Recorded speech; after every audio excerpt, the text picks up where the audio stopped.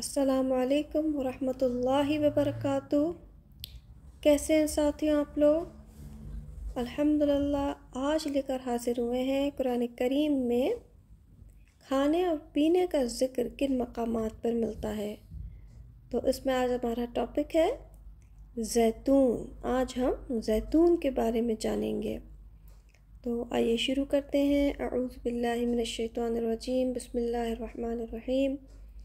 رب اشرح لی صدری ویسر لی امری واحلل عقدۃ من لسانی یفقہوا قولی ربی زدنی علما۔ زیتون کا اصل وطن مصر ہے۔ طور سینا کا وہ بابرکت پہاڑ جہاں موسیٰ علیہ السلام نے اپنے رب سے کلام فرمایا، وَشَجَرَةً تَخْرُجُ مِن طُورِ سِینَاء، اور وہ درخت جو طور سینا سے نکلتا ہے۔ پھر مصر سے یہ پھل سفر کرتے کرتے ترکی، شام، فلسطین، اردن، لبنان، یونان، اٹلی، فرانس اور اسپین تک پہنچا۔ زیتون یونان کا قومی پھل ہے۔ زیتون کی سب سے زیادہ پیداوار اسپین میں ہوتی ہے۔ زیتون کا درخت ہمیشہ ہرا بھرا رہتا ہے اور گرم موسم میں پھلتا پھولتا ہے۔ 4 سال کی عمر میں پھل دینے لگتا ہے اور پھر لگاتار عمر بھر پھل دیتا رہتا ہے۔ زیتون کے درخت کی عمر 500 سے 600 سال تک ہوتی ہے، لیکن زیتون کے ایسے ضعیف درخت بھی ملتے ہیں جو اس زمین پر 2000 سال سے جی رہے ہیں۔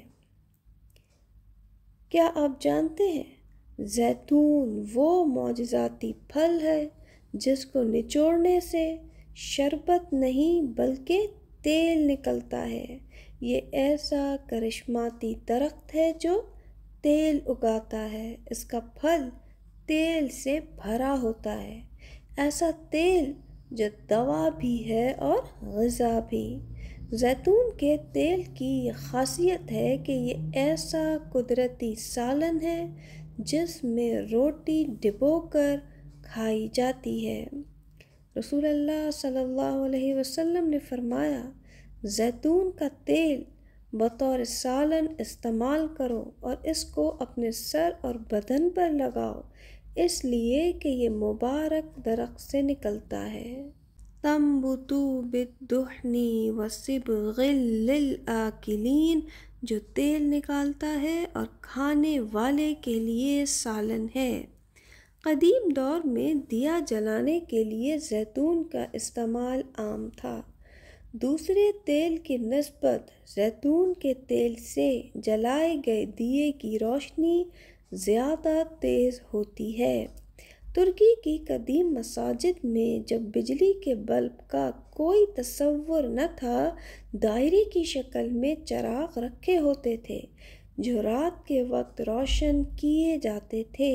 ان چراغوں سے جب دھواں نکلتا تو چھت پر چمٹنے کے بجائے اس دھواں کی وینٹیلیشن اس طرح کی جاتی کہ سارا دھواں ایک جگہ جمع ہو جاتا۔ ترک قوم اس اکٹھا کیے دھواں کو سیاہی کے طور پر استعمال کرتی۔ اس سیاہی سے خوبصورت قرآن لکھا گیا۔ آپ کتنے ہی اعلیٰ درجے کے خطاط ہوں، اگر سیاہی اچھی نہیں تو لکھائی اچھی نہیں ہو سکتی۔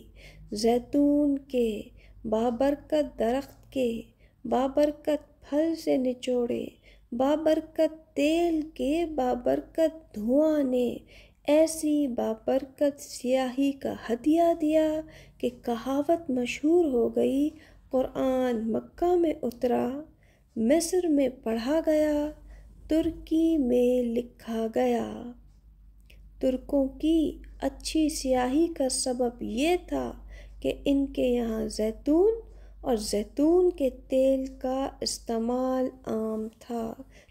زیتون کی برکت ہے کہ ترکوں کی قرآن خطاطی پوری دنیا میں مشہور ہے۔ الحمدللہ. سبحانک اللہم و بحمدک اشہد ان لا الہ الا انت استغفرک و اتوب الیک. السلام علیکم ورحمۃ اللہ وبرکاتہ.